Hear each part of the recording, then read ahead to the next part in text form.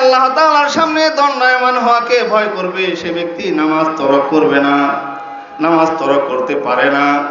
পারবে? আল্লাহ তাআলার সামনে জবাবদিহি করতে হবে। শুধু তাই নয়, যেদিন আমার কর্ণ নাসিকা হাত পা আমার সকল অঙ্গ প্রত্যঙ্গ আল্লাহ তাআলার কাছে সাক্ষী দিবে, আল-ইয়াওমা নাখতিমু আলা আফওয়াহিহিম ওয়া তুকাল্লিমুনা আইদিহিম ওয়া তাশহাদু আরজুলুহুম বিমা কানু ইয়াকসিবুন। আল্লাহ তাআলা সূরা ইয়াসিনের মধ্যে বলেন, আমি সেদিন আল-ইয়াওমা নাখতিমু আলা আফওয়াহিহিম, তাদের জবান বন্ধ করে দিব, আমি কথা বলবো তাদের হাতের সাথে, তাদের পায়ের সাথে। সম্মানিত উপস্থিতি, আমরা দুনিয়াতে কত দিনের জন্য আসছি কেউ বলতে পারবো? কেউ জানি না। কত দিনের জন্য আসছি, কখন যাব তাও আমরা জানি না, কি অবস্থায় যাব তাও জানি না, কোথায় কি অবস্থায় মরণ হবে তাও জানি না। তাহলে আমরা এক অজানা বিষয়কে বিশ্বাস করি, মরণ হবে। কি বলেন? হবে কি হবে না? মরণ হবে না? মরণ হবে। যত শক্তিশালী, যত ক্ষমতাধর, যত পাওয়ার, যত বড় যাই হোক না কেন, একদিন তাকে যেতেই হবে, আগে আর পরে। তাহলে যে আল্লাহ তাআলা আমাদেরকে হায়াত দিলেন, সে আল্লাহ তাআলা আমার মরণও দিলেন, এত সুন্দর করে বানালেন, জান্নাত দিবেন আবার জাহান্নামও দিবেন, এত সুন্দর করে দুনিয়া বানালেন আবার ভেঙে খান খান করে দিবেন। কি মতলব? উদ্দেশ্য কি? আল্লাহ তাআলা বলেন, আফা হাসিবতুম আন্নামা খালাকনাকুম আবাসা ওয়া আন্নাকুম ইলাইনা লা তুরজাউন। হে বান্দারা, তোমরা কি ধারণা করো আমি তোমাদেরকে এমনি এমনি বানিয়েছি, আমি তোমাদেরকে অযথা বানিয়েছি, তোমরা কি এটা ধারণা করো? আফা হাসিবতুম আন্নামা খালাকনাকুম আবাসা ওয়া আন্নাকুম ইলাইনা লা তুরজাউন। তোমরা কি ধারণা করো আমি তোমাদেরকে এমনি এমনি বানিয়েছি, তোমাদেরকে হিসাব দিতে হবে না, তোমাদেরকে আল্লাহ তাআলার সামনে দণ্ডায়মান হতে হবে না। আল্লাহ তাআলা বলেন, যারা আমার সামনে দণ্ডায়মান হওয়াকে ভয় করে, ভয় পায়, ওয়ালিমান খাফা মাকামা রাব্বিহি জান্নাতান, যে ব্যক্তি তার প্রভুর দরবারে দণ্ডায়মান হওয়াকে ভয় করে তার জন্য আল্লাহ তাআলা দুইটা জান্নাত প্রস্তুত রেখেছেন। কয়টা জান্নাত বলেন? ওয়ালিমান খাফা মাকামা রাব্বিহি জান্নাতান। যে ব্যক্তি আল্লাহ তাআলার সামনে দণ্ডায়মান হওয়াকে ভয় করে তার জন্য দুইটা জান্নাত। তার মানে যে ব্যক্তি এই কথাটা লালন করবে আল্লাহ তাআলার সামনে দণ্ডায়মান হতে হবে। অন্য আয়াতে বলা হয়, ওয়ানাহান নাফসা আনিল হাওয়া, আল্লাহ তাআলার সামনে দণ্ডায়মান হওয়াকে ভয় করে এবং কুপ্রবৃত্তির অনুসরণ করে না, তার জন্য দুইটা জান্নাত। কয়টা জান্নাত? এই জন্য বলা হয় সে কথা, যে ব্যক্তি আল্লাহ তাআলার সামনে দণ্ডায়মান হওয়াকে ভয় করবে সে ব্যক্তি নামাজ তরক করবে না, নামাজ তরক করতে পারে না। পারবে? আল্লাহ তাআলার সামনে জবাবদিহি করতে হবে। শুধু তাই নয়, যেদিন আমার কর্ণ নাসিকা হাত পা আমার সকল অঙ্গ প্রত্যঙ্গ আল্লাহ তাআলার কাছে সাক্ষী দিবে, আল-ইয়াওমা নাখতিমু আলা আফওয়াহিহিম ওয়া তুকাল্লিমুনা আইদিহিম ওয়া তাশহাদু আরজুলুহুম বিমা কানু ইয়াকসিবুন। আল্লাহ তাআলা সূরা ইয়াসিনের মধ্যে বলেন, আমি সেদিন আল-ইয়াওমা নাখতিমু আলা আফওয়াহিহিম, তাদের জবান বন্ধ করে দিব, আমি কথা বলবো তাদের হাতের সাথে, তাদের পায়ের সাথে। শুধু তাই নয়, অন্য জায়গায় আল্লাহ তাআলা বলেন, সেদিন প্রত্যেকটা মানুষের তার ত্বক, তার চামড়া তার বিরুদ্ধে সাক্ষী দিবে। ওয়াকালু লিজুলুদিহিম লিমা শাহিদতুম আলাইনা। এই চামড়া, এই ত্বক আমার বিরুদ্ধে যখন আল্লাহ তাআলার কাছে মামলা দায়ের করবে, আমরা সেদিন হয়রান পেরেশান হয়ে যাব। বলবো, তোমাকে সকাল বিকাল আমি কত দামি দামি জিনিস দিয়ে মালিশ করতাম, সকালে বিকালে চূর্ণ পাউডার দিতাম, ইত্যাদি করতাম, চাদর দিয়ে ঢেকে রাখতাম, আজকে তোমরা কেন আমার বিরুদ্ধে সাক্ষী দিচ্ছ? তখন ওই চামড়া বলবে, দুনিয়াতে তোমরা কথা বলতে আমরা নীরবে সহ্য করে যেতাম, আজকে আল্লাহ তাআলা আমাদের জবান খুলে দিয়েছেন, এই জন্য আজকে তোমাদের বিরুদ্ধে যা যা বলবার আমরা বলে দিব। মেরে মোহতারাম, শুধু তাই নয়, এত আদর যত্ন করে ছোট্টবেলায় আমার সন্তানকে আমি লালন পালন করলাম, আমি আমার সম্পদ গুলাকে সুন্দর করে গোলায়জাত করলাম, আমি আমার সম্পদ ব্যাংক ব্যালেন্স করলাম, জমা করলাম, এই সন্তানকে কতই না কষ্ট করে আমি লালন পালন করেছি। এই সন্তান যখন বাবা বলে ডেকেছে কতই না সান্ত্বনা পেয়েছি, মা বলে ডেকেছে তখন কতই না সান্ত্বনা পেয়েছি, চক্ষু ঠান্ডা হয়েছে। কিন্তু এই সন্তানকে আমি নামাজের কথা বলি নাই, এই সন্তানকে সকালবেলা কোরআন শিক্ষার জন্য মাদ্রাসায় পাঠাইনি, মসজিদে পাঠাইলাম না। এই সন্তান আস্তে আস্তে বড় হলো, মা বাবারও বাধ্য হয়ে গেল, বেনামাজি হয়ে গেল। এই ছেলেও আমার বিরুদ্ধে সেদিন মামলা দায়ের করবে, বলবে রব্বানা আতিহিম দিফাইনি মিনাল আযাব ওয়ালআনহুম লানান কাবীরা। হে আল্লাহ, আমার বাবাকে, আমার দাদাকে, আমার নানাকে, আমার এলাকার চেয়ারম্যান মেম্বারকে, তাদেরকে গ্রেফতার করুন, মামলা করে দিলাম। রব্বানা আতিহিম দিফাইনি মিনাল আযাব, হে আল্লাহ তাদেরকে দ্বিগুণ শাস্তি দিতে হবে, ডবল শাস্তি দিতে হবে। কার কথা বলতেছি? কোরআনের কথা বলছি। আল্লাহ তাআলা বলবে রব্বানা আতিহিম দিফাইনি মিনাল আযাব, হে আল্লাহ তাদেরকে দ্বিগুণ শাস্তি দিন, তাদের বিরুদ্ধে মামলা করে দিলাম। ওয়ালআনহুম লানান কাবীরা, শুধু তাই নয়, তাদের প্রতি অভিসম্পাত করুন, মহা অভিসম্পাত। মুফাসসিরিনে কেরামে আয়াতের তাফসীরে লেখেন, ওয়ালআনহুম লানান কাবীরার তাফসীরে লেখেন, তাদেরকে ততদিন আপনি জাহান্নামে জ্বালাবেন যতদিন আপনার জাহান্নাম থাকবে। কতদিন জাহান্নাম থাকবে? কোনো সীমারেখা নেই, সীমারেখা ছাড়া তাদেরকে জাহান্নামে দিন। অন্য জায়গায় বলে রব্বানা আরিনাল লাযাইনি আযাল্লানা মিনাল জিন্নি ওয়াল ইনস নাজআলহুমা তাহতা আকদামিনা লিয়াকুনা মিনাল আসফালিন।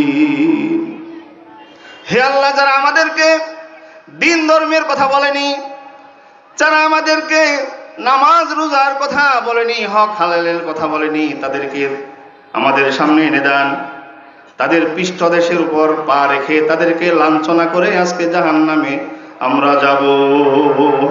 পক্ষান্তরে আপনার যে সন্তানটা আপনার জালসুগা হাফিজুল উলুম মাদ্রাসায় ভর্তি করে দিয়েছিলেন, আপনার সন্তান উপযুক্ত হয়নি অথবা বড় হয়ে গেছে, একজন সন্তানকে আপনি লজিং রেখেছেন, তাকে খরচ দিয়েছেন, অথবা মাদ্রাসার দাতা সদস্য হয়েছেন। কঠিন মুসিবতের দিনে যখন বান্দার জাহান্নাম অবধারিত হয়ে যাবে, ওই লোক বলবে আল্লাহ আমি তো জাহান্নামী, আজকে তো দেখছি এমন এমন মানুষও জান্নাতে যাচ্ছে, যাদেরকে আমরা সহযোগিতা করেছি, আমরা যাদেরকে দেখভাল করেছি, যাদের মাথায় হাত দিয়েছিলাম, হে আল্লাহ আজকে আমাদেরকে ক্ষমা করে দিন। আল্লাহ তাআলা বলবেন, জান্নাতি লোকেরা যদি তোমাদের জন্য সুপারিশ করে তাহলে তোমাদেরও নাজাতের ফয়সালা হবে। আল্লাহু আকবার বলেন।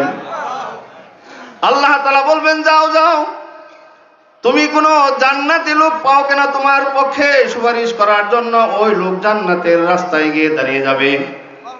তখন সে চিনতে পারবে একজন ছাত্রকে জান্নাতের দিকে যাচ্ছে, ওই ছাত্রকে ডাকবে, তালেবে ইলমে দিকে আসো, তুমি না অমুক মাদ্রাসায় পড়তা, ইন্নী ওয়াহাবতু লাকা ওযুআ, আমি তোমার জন্য একদিন ওযুর পানি এগিয়ে দিয়েছিলাম, তোমার জন্য এক বদনা পানি বানিয়ে দিয়েছিলাম, তোমার মাথার উপর হাত রেখেছিলাম, তুমি আমার বাড়িতে লজিং থাকতে, তুমি কি আমার কথা ভুলে গিয়েছ? বলবে হ্যাঁ হ্যাঁ, আপনাকে তো আমি চিনতে পেরেছি, কি হয়েছে কি হয়েছে? তখন ওই লোক বলবে, হে ছাত্র, তুমি যদি আমার জন্য আল্লাহ তাআলার দরবারে সুপারিশ করো, তাহলে আমার জন্য জান্নাতের ফয়সালা হতে পারে। ওই তালেব ইলম আল্লাহ তাআলার দরবারে গিয়ে দাঁড়াবে, বলবে আল্লাহ, এই লোকটা আমাকে একদিন ওযুর পানি এগিয়ে দিয়েছিল, এই লোকটা মাদ্রাসার সহযোগিতা করেছিল, আমি তার জন্য সুপারিশ করছি, আপনি তার জান্নাতের ফয়সালা করে দিন। আল্লাহ তাআলার কাছে এই সুপারিশ করার সাথে সাথে ওই বান্দাকে আল্লাহ তাআলা ক্ষমা করে একজন জাহান্নামী ব্যক্তির জান্নাতের ফয়সালা করে দিবেন, সাথে সাথে ওই লোকটি জান্নাতে চলে যাবে। আল্লাহু আকবার। সম্মানিত হাজিরিন, জালসুগা হাফিজুল উলুম মাদ্রাসা শুধু মাদ্রাসা নয়, এই মাদ্রাসা থেকে জান্নাতে যাওয়ার, এই মাদ্রাসা থেকে জান্নাতে যাওয়ার ছাত্র তৈরি করা হয়। শুধু তাই নয়, এমন ছাত্র যে ছাত্ররা আরো অগণিত শত শত মানুষদেরকে জান্নাতে নিয়ে যেতে পারবে। আল্লাহু আকবার। মেরে মুহতারাম, তাহলে এই মাদ্রাসাগুলো যদিও দেখতে জীর্ণ শীর্ণ, টিনের গাছতলায়, ঠিক মতো খাবার হয় না, রান্না হয় না অনেক সময়, কিন্তু এই মাদ্রাসার ফাজাইল বড় বেশি। এই মাদ্রাসাতে যারা লেখাপড়া করে, এই মাদ্রাসায় যারা সহযোগিতা করে, কঠিন মুসিবতের দিনে আল্লাহ তাআলা তাদেরকে জান্নাতের ফয়সালা করে দিবেন। বলেন সুবহানাল্লাহ। আমরা পরকালে জান্নাত চাই না? জান্নাত চাই, সবাই চাই তো? মেরে মুহতারাম, তাহলে আমরা যেহেতু সকলেই জান্নাত চাই, অতএব কুরআনওয়ালাদের সাথে সম্পৃক্ত হতে হবে। কি বলেন? কুরআনওয়ালাদের সাথে সম্পৃক্ত হতে হবে। যেখানে কোরআন শিক্ষা দেওয়া হয় ওই প্রতিষ্ঠানের সাথে সম্পৃক্ত হতে হবে, ওই কোরআনওয়ালার সাথে সম্পৃক্ত হতে হবে, অন্যথায় ওই প্রতিষ্ঠানের সাথে সম্পর্ক রাখতে হবে, যে কোনো ভাবেই হোক সেটা।